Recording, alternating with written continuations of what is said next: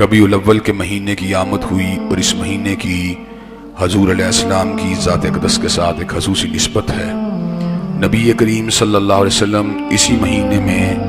کائنات میں جلوہ گر ہوئے اور اسی مہینے میں کائنات سے رخصت ہوئے۔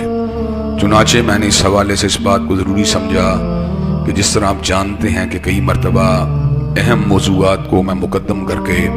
باقی موضوعات کو مؤخر کر کے بعد ازاں دوبارہ ان کو شروع کر دیا کرتا ہوں، چنانچہ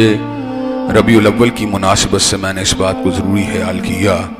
کہ حضرت رسول اللہ صلی اللہ علیہ وسلم کی ذات گرامی کے حوالے سے اپنی چند گزارشات کو آپ حضرات کے گوش گزار کر سکوں۔ نبی کریم صلی اللہ علیہ وسلم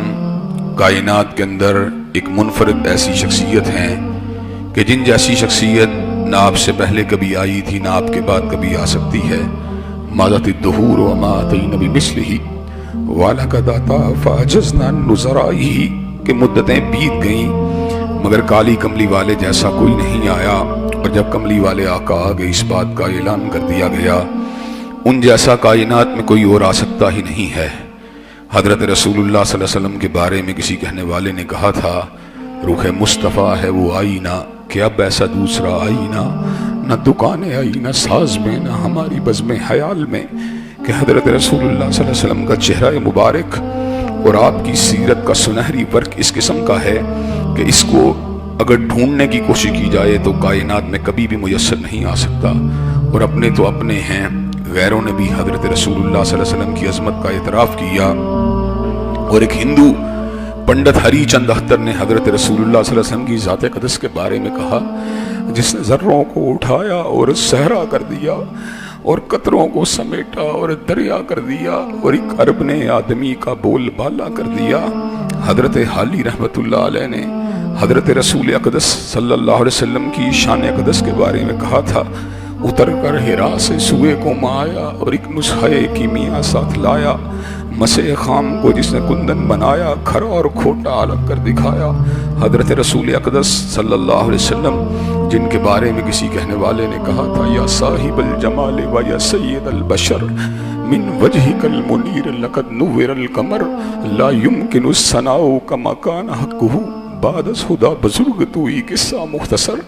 حضرت رسول اللہ صلی اللہ علیہ وسلم کی جس وقت کافروں نے حجب بیان کی تھی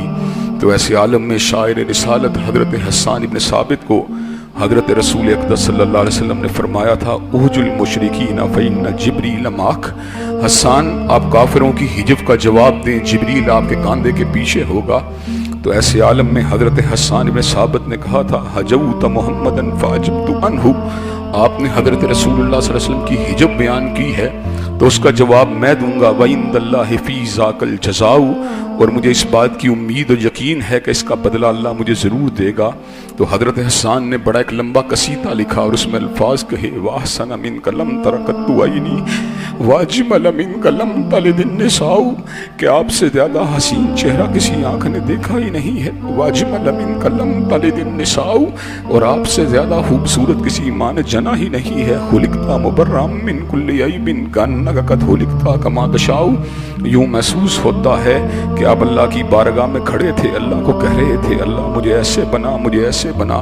حبیب آپ کہتے چلے گئے رب آپ کو بناتا چلا گیا۔ تو حضرت رسول اقدس نے کہا تھا سیدنا حسان بن ثابت کو کہ حسان تو نے میری منقبت کو بیان کیا، کافروں کی حجب کی ہے، جا تیرا ٹھکانہ یہ ہے کہ اللہ تبارک و تعالیٰ نے تیرے جنت کے اندر گھر کو تعمیر فرما دیا ہے۔